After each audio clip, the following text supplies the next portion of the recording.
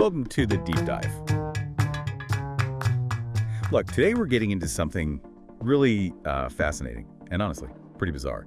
It's the creative apocalypse and this thing called Revision-Induced Rage Syndrome, or RIRS. Yeah, don't zone out. This isn't some quick trend piece. We're actually going to break down the really wild, sometimes unhinged ways RIRS shows up in the real world. Seriously, some of these stories are just wow. And then, crucially, we're going to get into the deeper why behind this whole creative meltdown.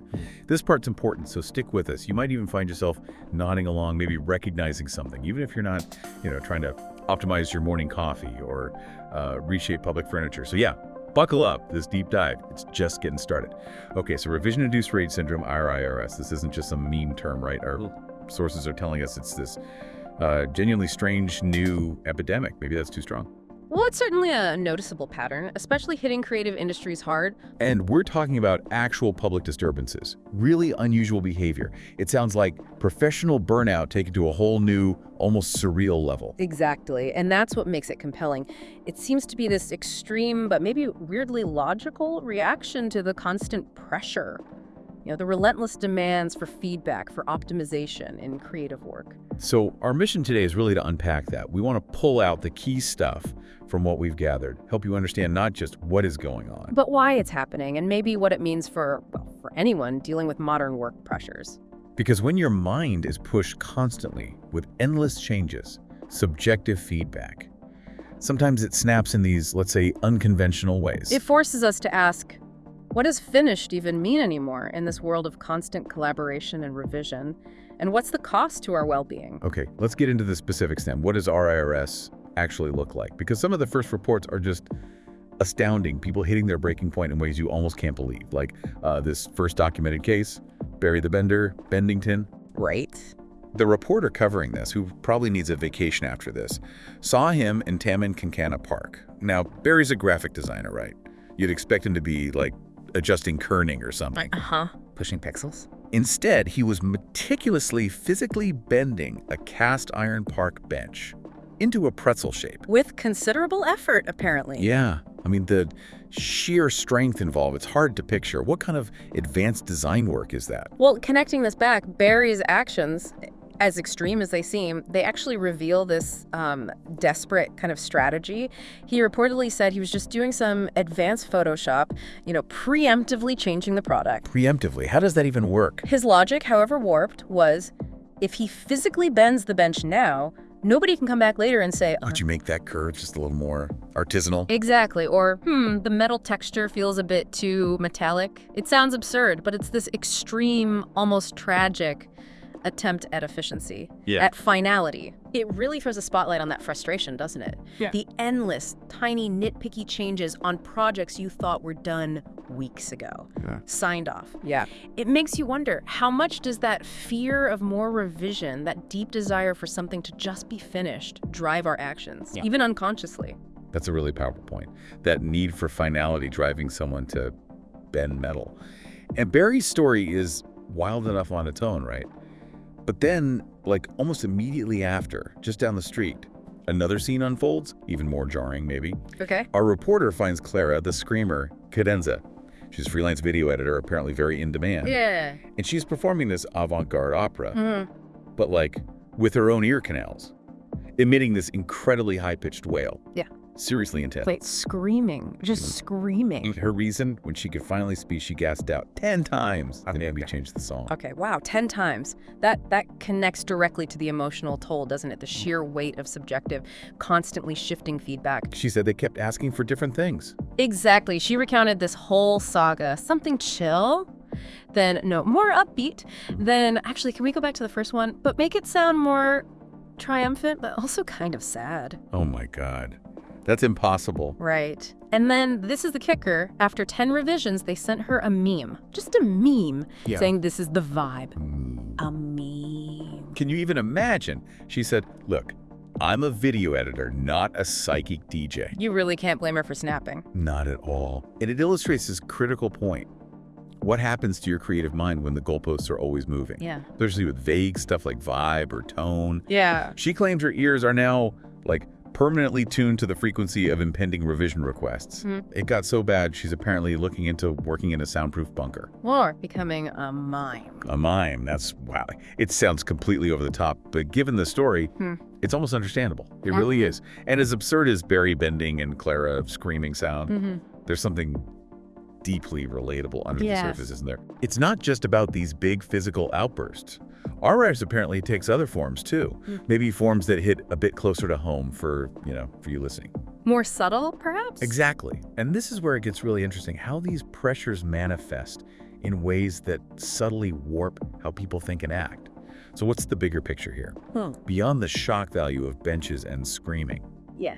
What's really driving this? It seems RIRS isn't always loud. Sometimes it's quiet, insidious. Affecting perception, communication. Yeah, like this next case. Leo, the linguist, Lingo. Our reporter found him at a coffee shop, ordered a simple latte. Okay. Seems normal enough. But he completely baffled the barista, just unleashed this torrent of marketing jargon. Leo's marketing autopilot brain. I think I see where this is going. It's like the work speak just bleeds over. Totally. He apparently started with something like, "Good morning, esteemed purveyor of premium caffeinated beverages. Oh, no. I would like to initiate the procurement process for a single unit of your signature latte product." Procurement process for coffee. He went on. "It should embody a robust, yet approachable, flavor profile designed to resonate with the discerning palate of our target demographic." The poor barista must have been so confused. Just stammered. "So, a latte, sir." Apparently, Leo's a copywriter. He later admitted he just finished writing 50 taglines for Broom. 50 for a broom. Yeah, stuff like sweeping innovations in floor sanitation and unparalleled dust particle capture for an elevated living experience. He said he couldn't even ask for sugar anymore without thinking about its strategic granular integration to enhance the sensory user experience.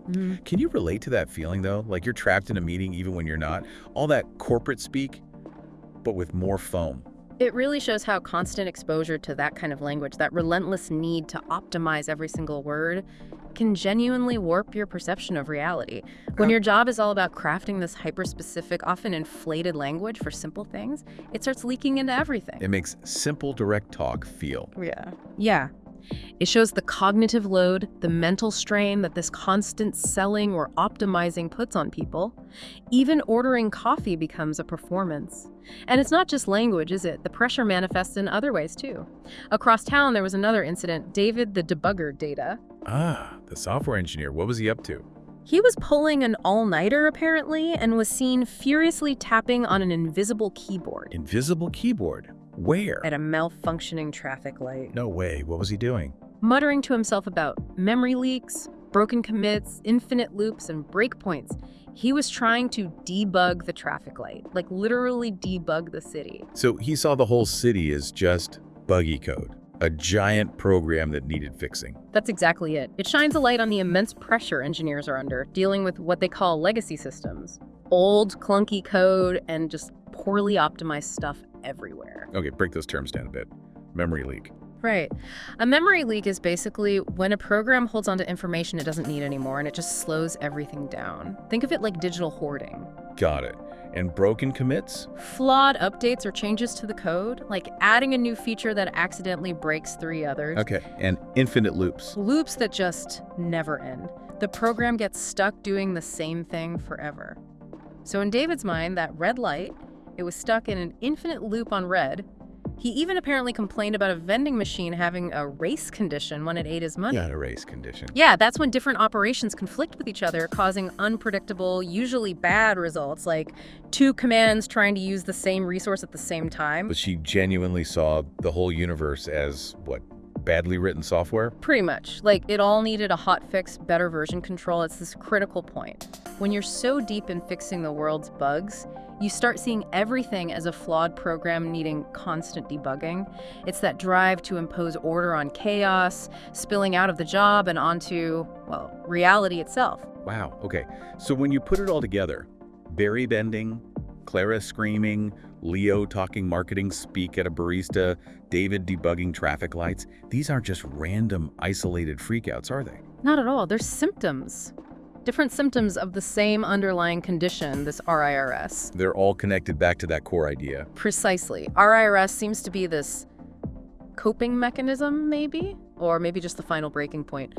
When people are pushed past their limits by the endless changes, the demand for everything to be hyper-optimized, the way work just bleeds into every corner of life now. Yeah, the gig economy, remote work being always on. It all contributes. It creates this environment where the idea of finish just gets fuzzier and fuzzier, almost unreachable. And like you said, maybe you listening haven't physically been to any public property. Right, or performed any impromptu opera.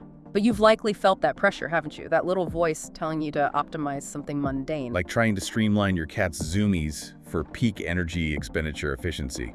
Exactly. Or feeling that urge to debug a simple conversation with your family because it didn't go optimally. It really underscores how these digital work demands are spilling over, affecting us physically, mentally, pushing people towards rage. It's a pretty stark reminder of the toll this culture of endless revision can take. So we've gone deep into revision-induced rage syndrome today. We looked at the really wild and sometimes, darkly funny ways it shows up. Barry the Bender, Clara the Screamer. Unforgettable examples. And then we dug into the why behind it. How people like Leo the Linguist and David the Debugger show these other, maybe quieter symptoms. But it all comes from the same place. That relentless pressure for feedback, for optimization, hyper-optimization even. Yeah. These aren't just weird anecdotes, though they're definitely weird. They're actual insights into the pressures of modern work and the sometimes really strange ways people cope when those pressures become too much. And it leaves us with a really important question, doesn't it, for you listening? How do you define finished? In your work, sure, but maybe even in your daily life. Where's the line before you hit your own personal revision-induced rage moment? Yeah. Are we all just like, one more, could you just make the logo pop a bit more? Away from wanting to bend our own park benches? Or maybe one simple feature request that turns into a nightmare? Yeah. Away from trying to debug real life? It really forces you to think about sustainability, about protecting your own sanity in this environment. How much iteration is actually good, before it just becomes destructive. Absolutely. Something to definitely mull over. So maybe next time you feel that overwhelming urge to tweak something, again, just take a breath. And hey, don't be too shocked if your neighbor starts, meticulously editing their lawn with tweezers to avoid too many blades of grass feedback. Let's hope it doesn't come to that. Let's hope. Stay curious, everyone, and hopefully you won't feel the need to debug your coffee anytime soon. This deep dive into RIRS is wrapped up for now.